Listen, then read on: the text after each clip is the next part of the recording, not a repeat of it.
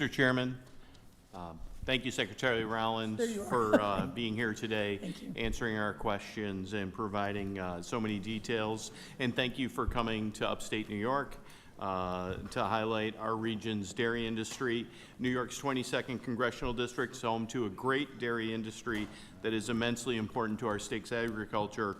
I've heard directly from my dairy producers about the issues, and I'm sure you've heard across the country as well, issues related to labor shortages, high input costs, and very real profitability concerns that we've talked about here today, and I appreciate the details you provided in your answers. So, thank you. One of the reasons I was excited to be a member of this committee is the spirit of bipartisanship that exists here and has operated to support our nation's farmers through unexpected crises both here and around the world. I've been pleased to work in that same bipartisan spirit to expand market opportunities for our dairy farmers, including through the Whole Milk for Healthy Kids Act. That was a real bright spot for our producers, and I appreciate your work in helping getting that legislation quickly implemented and guidance out to our schools. Thank you. I want to focus on two issues today that are at the front of my mind and certainly at the front of the minds of my constituents. I'll run through both and welcome your thoughts at the end. Sounds good. First, Governor Hochul recently submitted a request for disaster designation. I believe my colleague from New York mentioned that as well, for a large portion of my district and other parts of the state that were impacted by the April frost, which has decimated many fruit operations, including our apple and grape producers. New York is the nation's #2 apple producer, and our grape growers support thousands of jobs on farms, in tasting rooms, and in packaging facilities. So now they're looking at more than $30 million in estimated losses.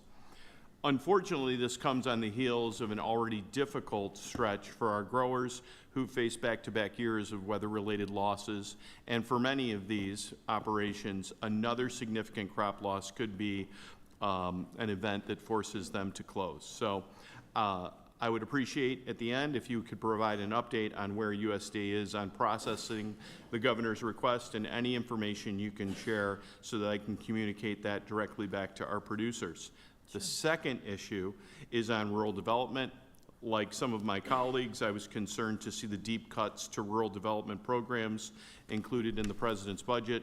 I'm worried that these cuts, along with the proposed changes to the USDA home loan programs, will restrict access to rural home ownership at the exact moment when families in places like Central New York and the Mohawk Valley are already facing higher housing costs, higher interest rates, and fewer affordable homes.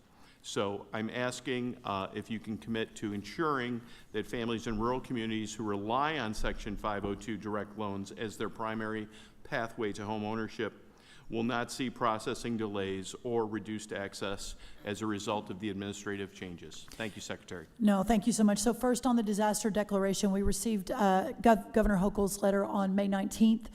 We are moving. In fact, I keep this with me. I understand how important this is.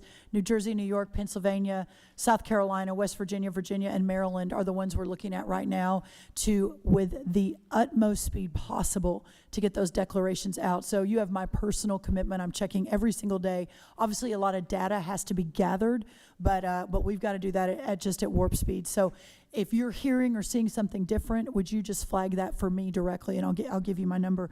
The second thing on the rural development housing program, first of all, there's no less amount of money going into the program, but there is a rule change that allows that money to be spread more evenly across the country. And so, you know, your concern is real for those from New York and California. That is arguably less money for your constituents to put into housing. And so I hear that. I take it to heart. I understand it. But the goal of the program, again, is to get as much money as we can to help as many rural homes as we can get built. But I would welcome a continuing dialogue on that, and especially specifics that you may have that show how this is hurting your constituents as we're continually updating and looking at those rules. Great. Thank you so much, Madam Secretary. I yield back. Thank you. Thank you, gentlemen. You'll